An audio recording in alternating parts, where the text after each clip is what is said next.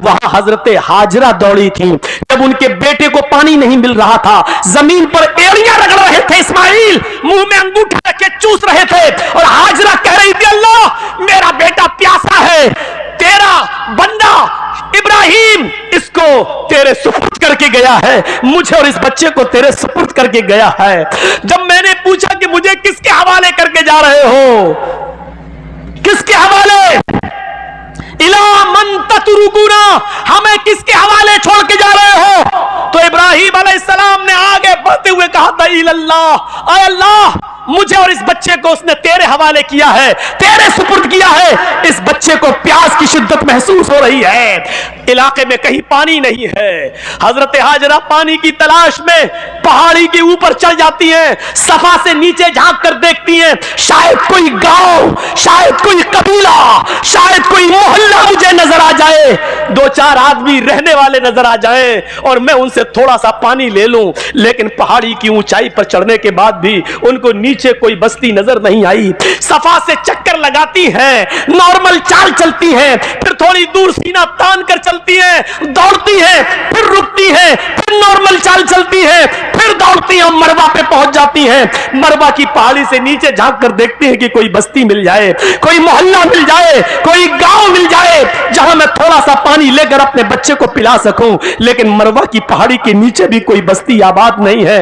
लेकिन अपने बच्चे को देखती है, होठ में अंगूठा रखे हुए है, अपने बच्चे की प्यास की खातिर फिर मरवा से सफा, फिर सफा से मरवा, फिर मरवा से सफा, फिर सफा से मरवा, 7 चक्कर लगाकर अपने बेटे के पास आकर बैठ जाती है और कहती है अल्लाह जितना मैं औरत होकर कर सकती थी कर लिया, एक लेडी होकर कर सकती थी कर लिया, जितना दौड़ सकती थी दौड़ चुकी, जितनी मेहनत कर सकती थी कर ली, अब ताकत मेरे बस से बाहर हो चुकी है।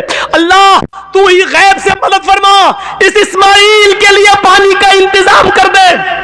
अल्लाह इसको मेरा शौहर मुझे और इस बच्चे को तेरे हवाले करके गया है।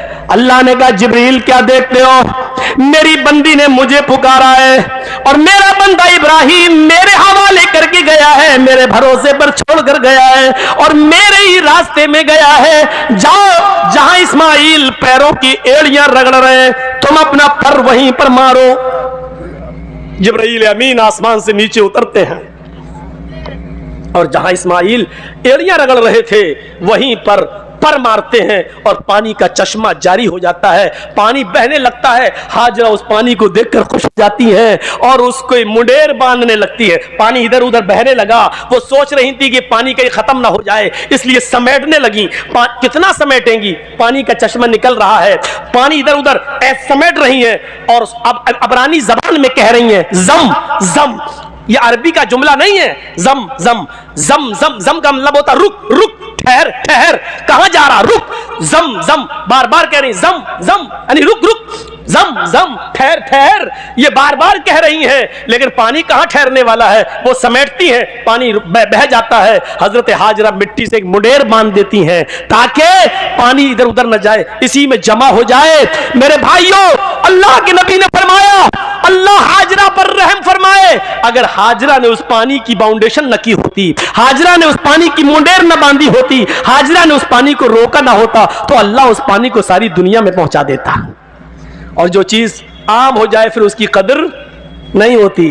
देख रहे हो ना, गंगा का पानी हर जगह बहता फिरता, कोई कदर है? जो चाहता उसमें लैट्रिन कर देता है, जो चाहता पेशाब कर देता है, जो चाहता उसमें पायखाना कर रहा है, जो चाहता उसमें गंदगी फेंक रहा। बार बार योगी और मोदी सरकारों को लोग ललकार रहे हैं, तुम तो कह रहे थे हम गंगा की सफाई करेंगे, आज तक गंगा की सफाई नहीं हुई है, सरकारें कटघरे में खड़ी है, गंगा की सफाई नहीं हो पा रही है।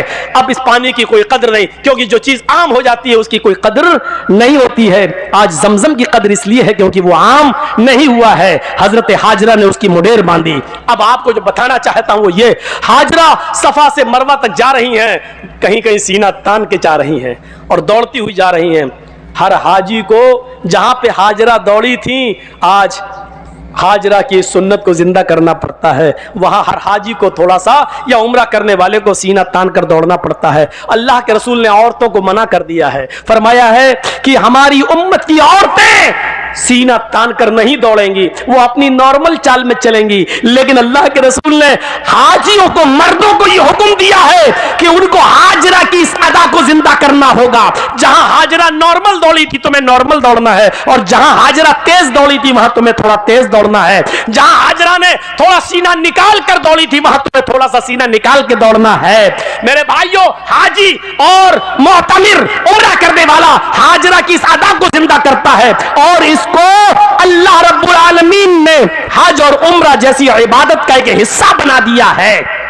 जहां हाजरा के पैर दौड़ रहे हैं वही हाजी का पैर, और इसको इबादत।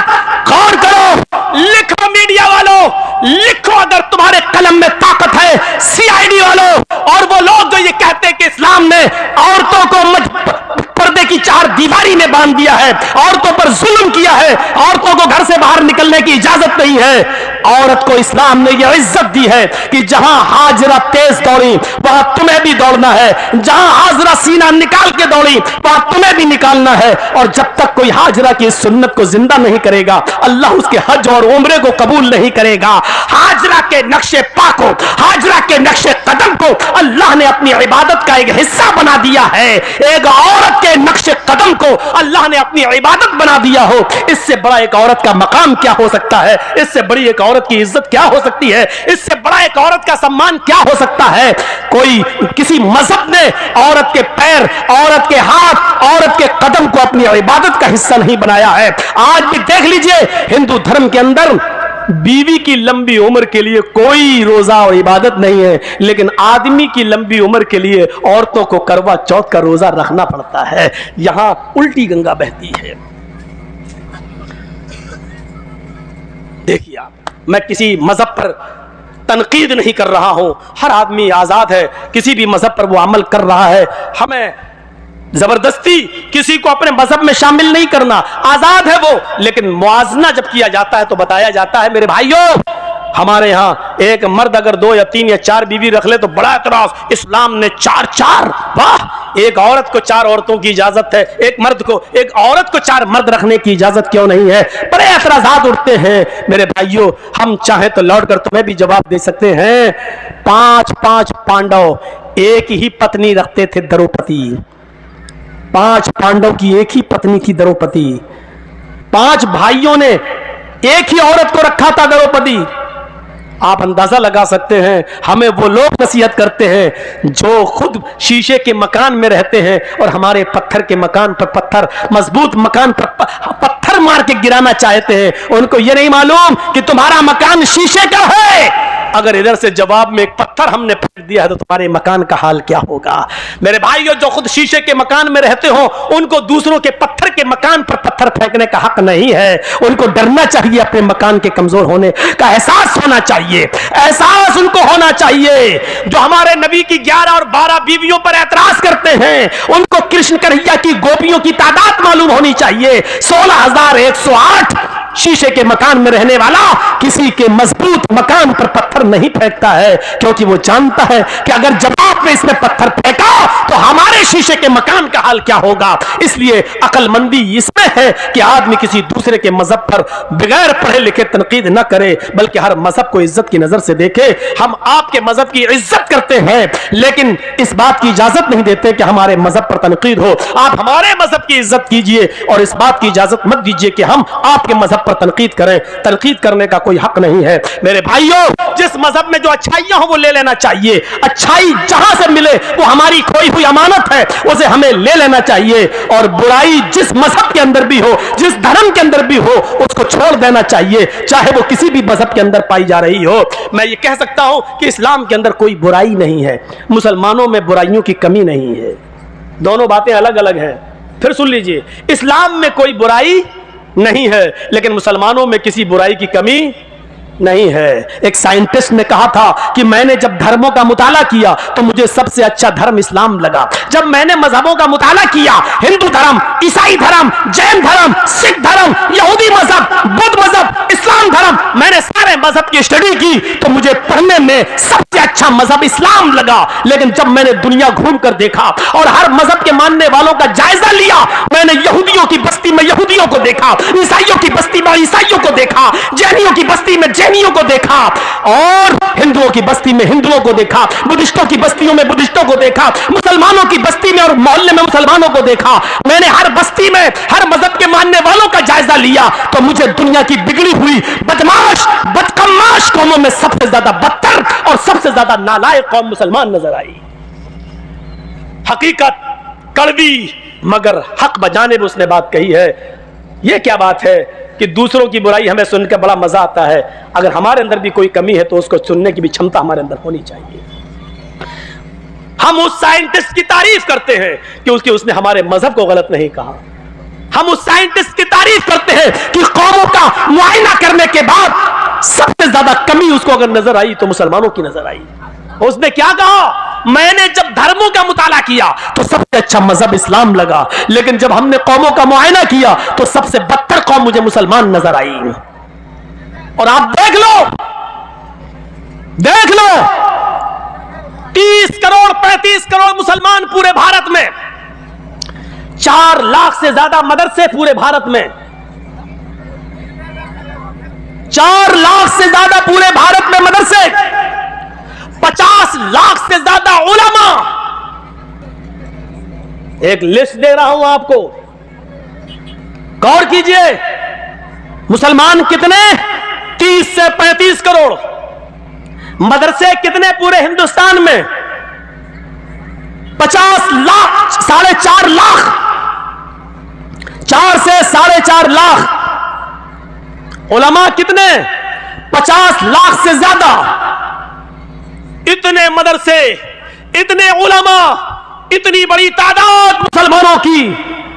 मस्जिदें भी मेरे भाइयों मदरसों से कम नहीं, 5 से 6 लाख मस्जिदें पूरे हिंदुस्तान के अंदर, लेकिन नमाजियों की तादाद पर आप गौर करेंगे तो सिर्फ 2%। मस्जिदों में नमाज पढ़ने वालों की संख्या 2%, 100 में सिर्फ 2 आदमी, 2 मुसलमान। गौर कर रहे हैं? 30 से 35 करोड़ मुसलमान, 4 से 4.5 लाख मदरसे, 5 से 6 लाख मस्जिदें, 50 से 60 लाख उलमा। इतनी बड़ी तादाद के होने के बावजूद मस्जिदों में नमाज पढ़ने वालों का परसेंट 2%, जुमे में 5%, ईद और बकरीद रमजान में 10%, थोड़ा सा बढ़ जाते हैं। ईद और बकरीद में यह तादाद बढ़ के 15 और 20%। यह 80% कहां गए? और 5 वक्त होने वाली नमाज में 98% मुसलमान कहां? यह मुहासिबा कौन करेगा? यह हिसाब कौन करेगा?